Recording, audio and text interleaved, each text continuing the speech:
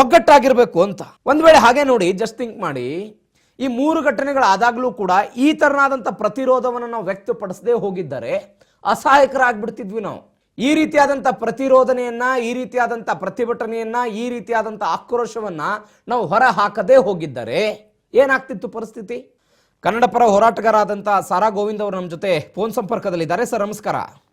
Yes sir, Kamal Haasan ವಿರುದ್ಧ ಈಗ ಒಬ್ರು ಕನ್ನಡ ಪರ ಹೋರಾಟಗಾರ ಮಾತನಾಡ್ತಾ ಇದ್ರು. ಶಿವರಾಜ್ ಕುಮಾರ್ ಅಲ್ಲೇ ಇದ್ರು, ಪ್ರತಿರೋಧವನ್ನು ವ್ಯಕ್ತಪಡಿಸಬೇಕಾಗಿತ್ತು, ಯಾಕೆ ಮಾಡ್ಲಿಲ್ಲ ಅವರು ಅಂತ. ಅದು ನನಗೆ ಸಂಬಂಧಪಟ್ಟಿಲ್ಲ, ಅದನ್ನ ಕೇಳ್ಬಿಡಿ. ಯಾವುದೇ ಕಾರಣದಲ್ಲೂ ಹೇಳ್ಬಿಡ್ತೀನಿ ಕೇಳಿ. ಕಮಲ್ ಹಾಸನ್ ಪಿಕ್ಚರ್ನು ಕರ್ನಾಟಕದಲ್ಲಿ ಇದು ಮಾಡಕ್ಕೆ ಬಿಡಲ್ಲ. ಹಲೋ, ಹಾ ಸರ್, ಮಾತನಾಡಿ ಹೇಳಿ. ಅದೇ ಸರ್, ಈ ತಿಂಗಳಲ್ಲಿ 3 ಘಟನೆಗಳಾಯ್ತು. ಸೋನು ನಿಗಮ್ ವಿಚಾರ ಆಯ್ತು, ಈಗ ಕಮಲ್ ಹಾಸನ್ ವಿಚಾರಕ್ಕೆ ಬಂದ್ವಿ. ಪದೇ ಪದೇ ಇಂಥ ಘಟನೆಗಳು ಕರ್ನಾಟಕದಲ್ಲಿ. ಹೌದು, ಏನ್ ಮಾಡುದು? ಪ್ರತಿ ಬಾರಿ ಘಟನೆಗಳಾದಾಗ ಪ್ರತಿಭಟನೆ ಹೋರಾಟ ಮಾಡೋದು, ಅದಕ್ಕೆ ಯಾರೋ ಒಂದು ಬೇಕಾಬಿಟ್ಟಿ ಅವ್ರು ಕ್ಷಮೆ ಕೇಳ್ತಾರೆ, ಅಲ್ಲಿಗೆ ಮುಗಿದು ಹೋಗ್ಬಿಡುತ್ತಾ? ಒಂದು ಶಾಶ್ವತ ಪರಿಹಾರ ಅನ್ನೋದು ಏನಾದ್ರು ಬೇಕಲ್ವಾ ಸರ್ ಇದಕ್ಕೆ? ಹಲೋ, ಹಾ ಸರ್, ಒಂದ್ ನಿಮಿಷ ಹೇಳ್ತೀನಿ. ಯಾವುದೇ ಕಾರಣದಲ್ಲೂ ರಾಜ್ಕುಮಾರ್ ಅವರ ಆದರ್ಶ ನಮ್ಗಿದೆ.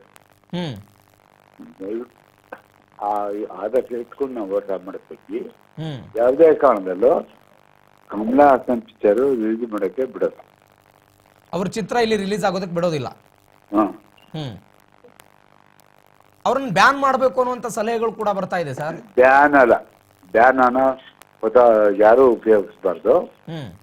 ಅಸಹಕಾರ ನಾವು ಅವರು ಯಾವುದೇ ಕಾರಣದಲ್ಲೂ ಅವರು ಚಿತ್ರಗಳು ಇಲ್ಲಿ ಬಿಡುಗಡೆ ಆಗ್ಬಾರ್ದು. ಆ ಕ್ರಮ ತಗೊಳ್ತೀವಿ. ನಾಳೆ ಮೀಟಿಂಗ್ ಇದೆ, ಅಲ್ಲಿ ಮಾತಾಡ್ತೀವಿ. ಓಕೆ. ಸಾರಾ ಗೋವಿಂದ್ ಅವರೇ, ಈ ತಮಿಳು ಭಾಷೆಗಿಂತಲೂ ಕೂಡ 2000 ಹಳೆಯ ಭಾಷೆ ಕನ್ನಡ ಅಂತ ಅವ್ರು ಹೇಳ್ತಿದ್ದಾರೆ. ನಾವು ಹೋರಾಟ ಮಾಡ್ತೀವಿ, ರಾಜ್ಕುಮಾರ್ ಅವ್ರ ಜೊತೆಗೆ ಬಂದಿದ್ದೇವೆ, ನಾವು ಹೋರಾಟ ಮಾಡ್ತೀವಿ ಅಷ್ಟೇ, ನಾಳೆ ಒಂದು ಸಭೆ ಇದೆ ಅಂತ.